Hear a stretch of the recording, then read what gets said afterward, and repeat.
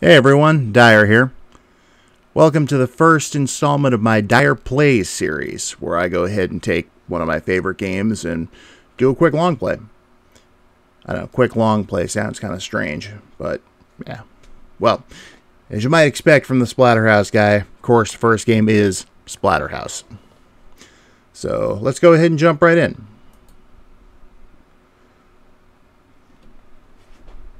Of course, as a Splatterhouse guy, you know I founded West Mansion, the Splatterhouse homepage, back in 2001. And my love of the series started because of this particular port. The original Turbografx-16 port. Now, I didn't have access to a PC Engine back in the day, so I had to make do with the red mask and the bit of censorship that's in the game. There's not really a lot, despite what some people would have you believe, but it is there. So, for those of you not familiar with Splatterhouse, it follows the story of Rick Taylor and Jennifer Wills, two parapsychology students who go to the old West Mansion. Dr. West had disappeared years and years earlier, and they seek shelter inside the mansion during a storm. Well, no sooner do they go in than the lights go off, and Jennifer screams, and Rick is knocked in the back of the head.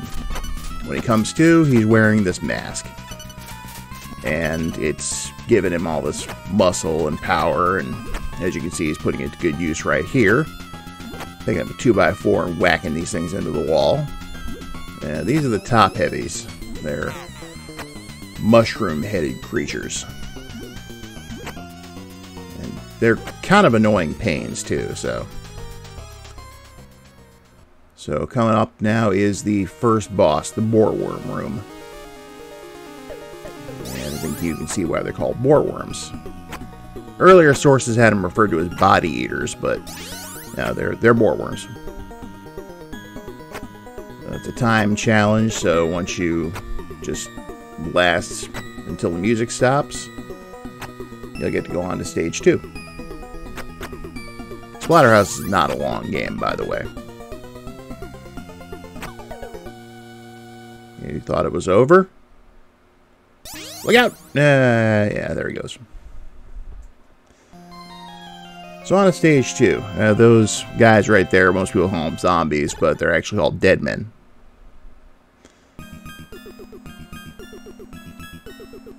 Now, a lot of graphic detail was cut from the arcade game because this was on a hue card, and it wasn't very big, so they had to sacrifice a lot of animation frames, details, and they had to cut back on a few things too.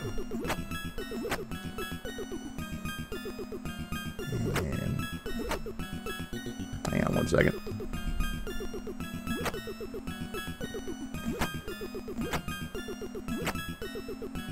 Just trying to concentrate. It was easy enough.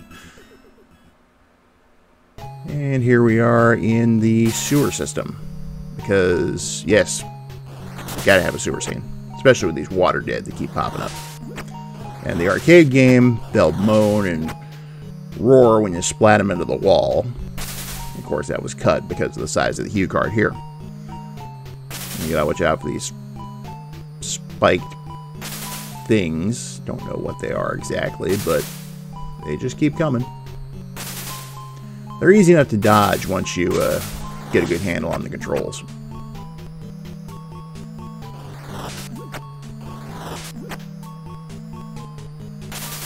This is one of the auto-scrolling stages here.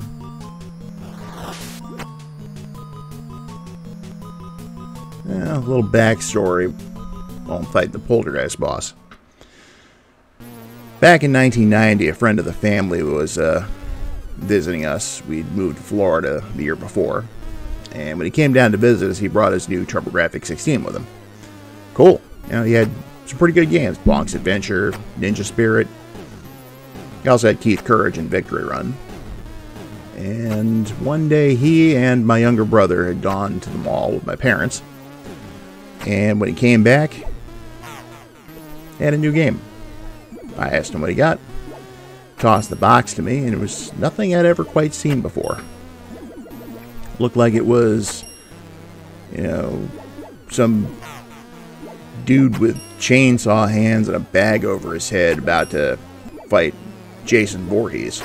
Well, I was intrigued because I liked horror games, wasn't really too big on horror movies. This may surprise some of you. I am not a giant horror buff. And I also don't have a warehouse full of Splatterhouse merch either, so. There's a stupid painting, which shows up in one of the Klonoa games. And there goes Poltergeist. And another surprise. Glad I wasn't standing under that thing. Anyway, I watched him play the game for a bit. And by the time he got up to this stage, I was pretty well sold on it. Okay, now there's a trick I'm doing here, which will become apparent once I get closer to the end of the stage. It's a pretty well-known exploit, the double shotgun trick.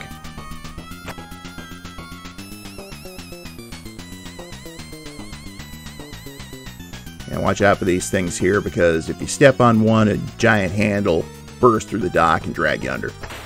You won't die, but you'll go to a more difficult part of the stage. And Rick will use anything he can get his hands on. In this case, not just a shotgun, but also rocks. Watch out for flying puke. Okay, there's a second shotgun, so you just keep trading off, and here he comes, Biggie Man. Known as Piggy Man in Japan. I'm guessing Biggie Man was some kind of a mistranslation. Got him. So by the time I actually saw my friend fighting Biggie Man there, I was hooked. I had to have this game. Had to have a Turbografx to play it. That wasn't going to be for another couple of years till I got my first job, though. But I remember walking into that little local game store they had, walking out with a brand new Turbografx-16 Turbografx CD and a copy of Splatterhouse. And harpoons in this stage.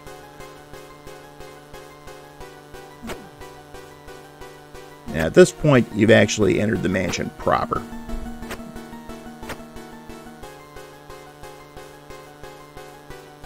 That thing right there is called a crawling slug, a Nobu. In the arcade game, it actually, when threatened, it'll go ahead and pop this thing out of its back and puke on you. That was cut from this version. Again, due to memory limitations, which is where most of the cuts come from, like I said earlier. Those blades on the floor can be annoying if you don't have a handle on them. Just a matter of timing. Which is basically what Splatterhouse is, a matter of timing. Read a review of Splatterhouse 2 once that said you could program a controller to finish this game. Well, the same thing applies to Splatterhouse. And there's Mirror Rick. Only ever appeared in the original game until the 2010 Splatterhouse for the Xbox 360 and PlayStation 3. And when he did appear in that game, he was given a red mask as an homage to the original here.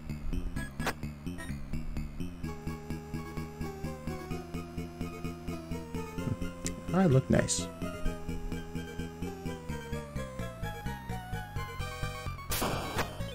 Of course, as many of you know, I actually had a hand in, a small hand as it were, in the 2010 game.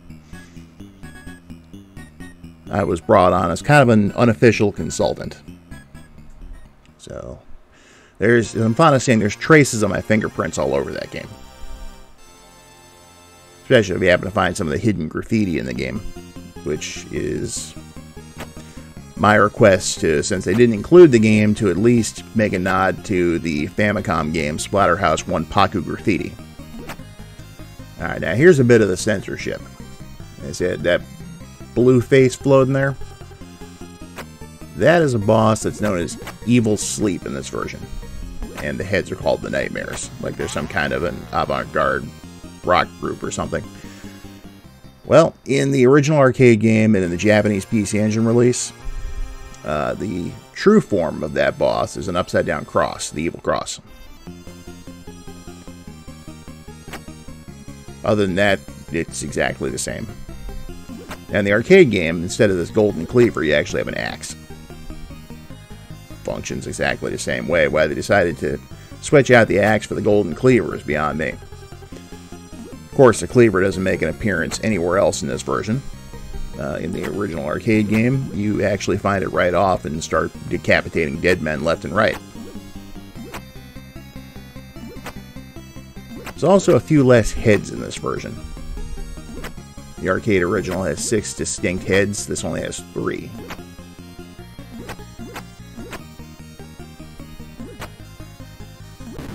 And there he goes. Okay, now this is one of the biggest examples of censorship right here. In the arcade game, and I believe in the PC Engine game, there's an altar there. You can see the shadow of a large cross. They kept the organ-style hymnal music, but it looks kind of empty in this version.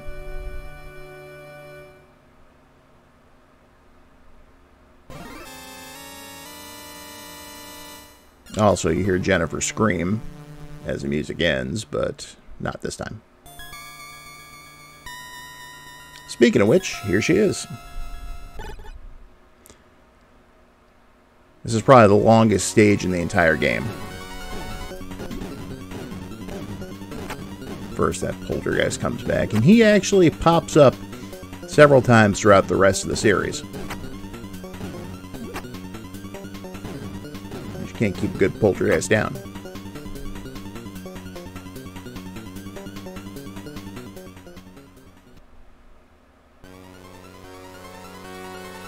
Alright, in this part, the original arcade game, those hands that jump will actually go ahead and flip you off. As far as I can tell, there's supposed to be a nod to Ash's severed hand from Evil Dead 2. More of those stupid top heavies.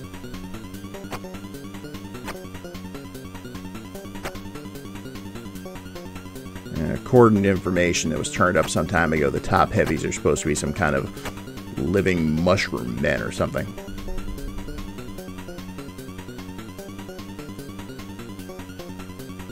I usually go up here, but I went down. That's not good. Okay, now first there's a sewer. That's not really a big deal. But if I remember correctly, what comes next is kind of a big deal. We'll find out in a second. See if I'm right.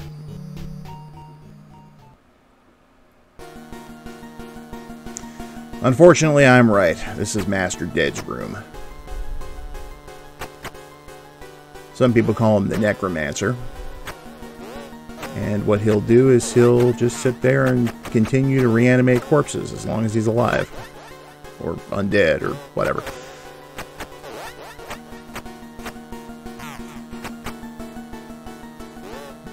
This isn't good. Oh. Stupid mistake on my part there. Yeah. This usually happens whenever I go up against him. I usually die at least once. Round 2.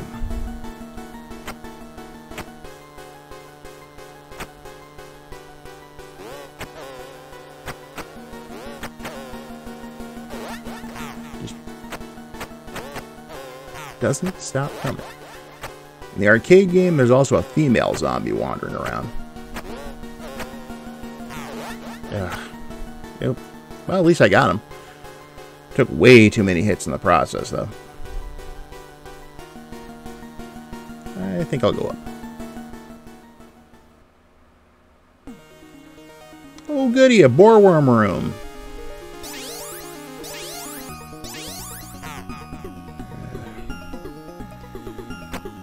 This is not my best run, I can tell you that. I've gotten through this stage without even getting hit once, so I'm a little out of practice. Of course, usually I can clear stage 1 without getting hit once, but that stupid top heavy back there got me. And if memory served me right, here she is.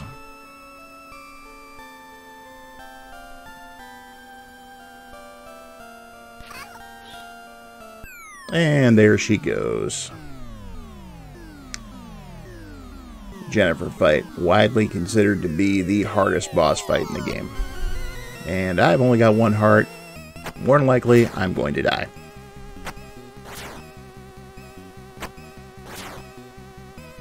Well, maybe.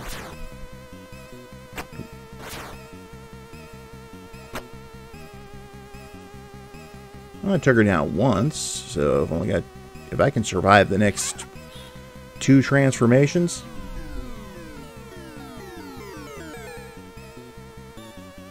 Alright, come on.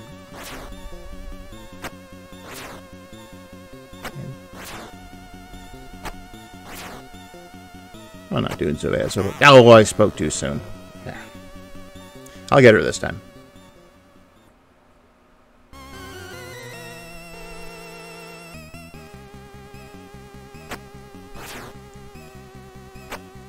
Sorry, I'm going to quiet for a sec. I got to concentrate here.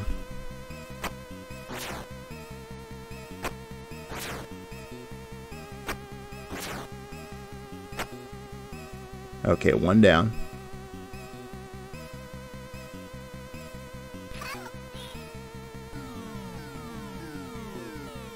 Round 2.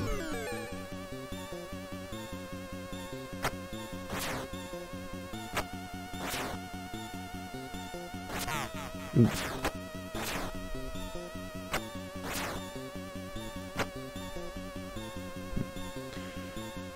Ah, got her to her 3rd transformation.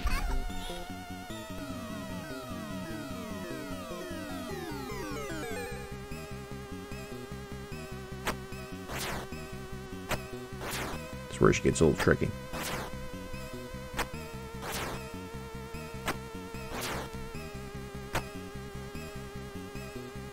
But I got her. And there she goes, setting the stage for Splatterhouse 2. Stupid top heavy. Yeah. Going into the womb. Those things right there. The most annoying enemies in the game, the egg obas.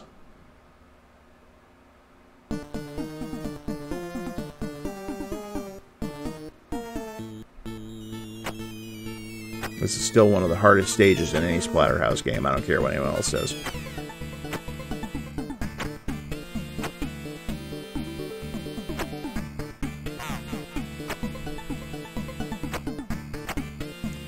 That was an unnecessary hit.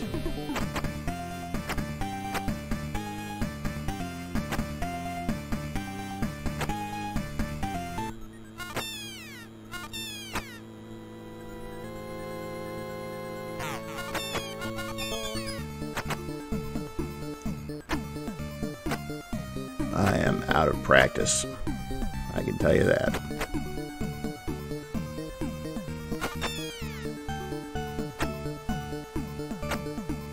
If I was on my A game, I'd have plowed through these things by now. Or at least as fast as the stage would let me.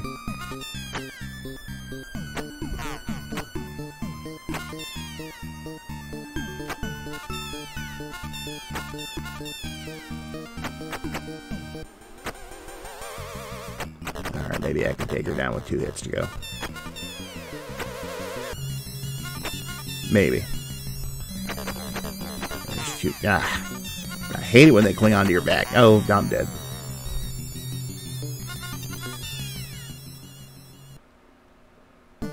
Hopefully I can make it through this without continuing. I don't know. Haven't exactly had the best showing so far.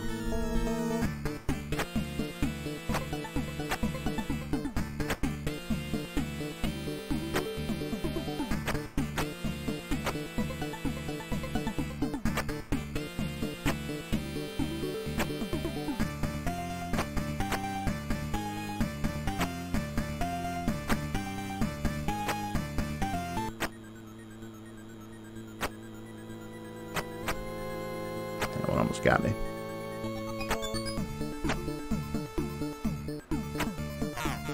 Oof. So maybe I can get the mother with not taking any hits at all, but that's not going to be the case today.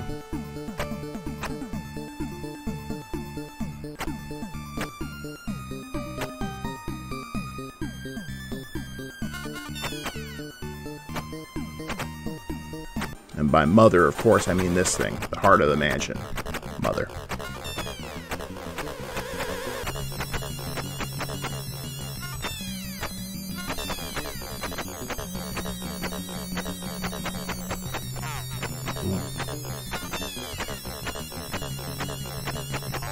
Ah, got her.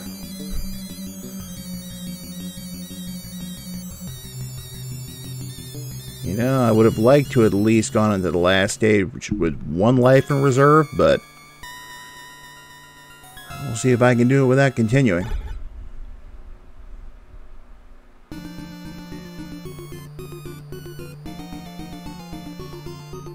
Okay.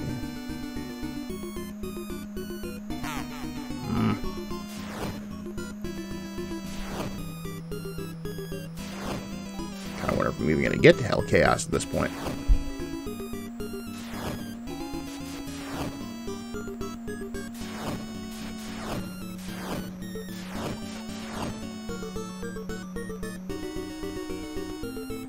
Oh, I guess I did. Okay, now that tombstone in every other version is just a wooden cross, like from, you know, the Evil Dead movies. I want to set the record straight right now on something. This dude's name is not Captain Mozzarella. I don't care what you've seen online. I don't care what you see on YouTube. His name is not Captain Mozzarella. That was a fan name that someone came up with for Splatterhouse soundtrack rip. His real name is Hell Chaos.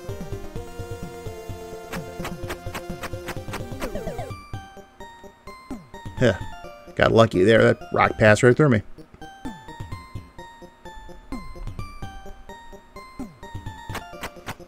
Okay, now he's getting grabby.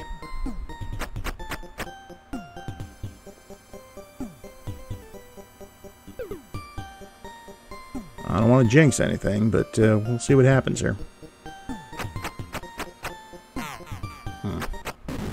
Hey, what do you know? Well, far from my best run, but hey, at least I can still 1cc this thing. And there is the face that may or may not be Dr. West, and we may never know. Considering West himself shows up as a zombie in Splatterhouse 2.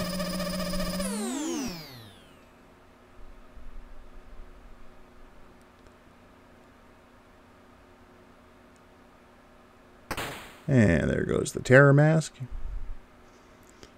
West Mansion's burning to the ground. Cento Nel Cor is playing. And that is Splatterhouse. Yeah, if it wasn't for this game, there would be no West Mansion. There would not have been any kind of Splatterhouse resource unless someone else had taken it upon themselves to do it. And some of you might wonder if this is a good or a bad thing, but if there was no West Mansion, it might have taken them a lot longer to bring Splatterhouse out for the 360 and PS3. Dan Tovar told me that West Mansion saved him a lot of time and research. So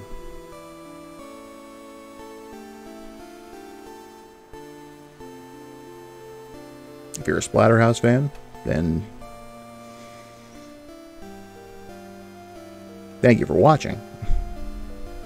And thank you for visiting West Mansion. Just going to let the credits play out here and figure out what I'm going to do next time. There's a lot of other games I could do. I could do the other Splatterhouse games. You know, could fall back on stuff like Contra or Gradius or something like that, but we'll see.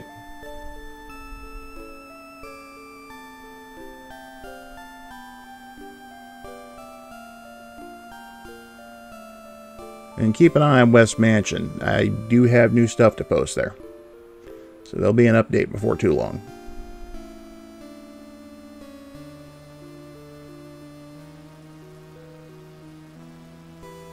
Also, the one thing this is missing from the arcade game is the mask pieces reforming themselves. That and the silhouette of Rick as he's standing in the road there.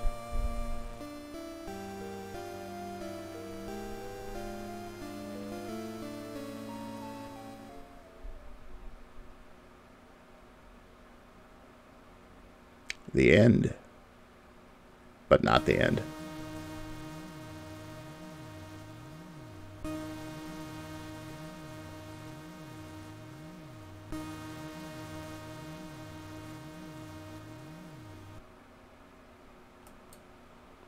And this has been Dyer, and we'll catch you next time. Have a fun.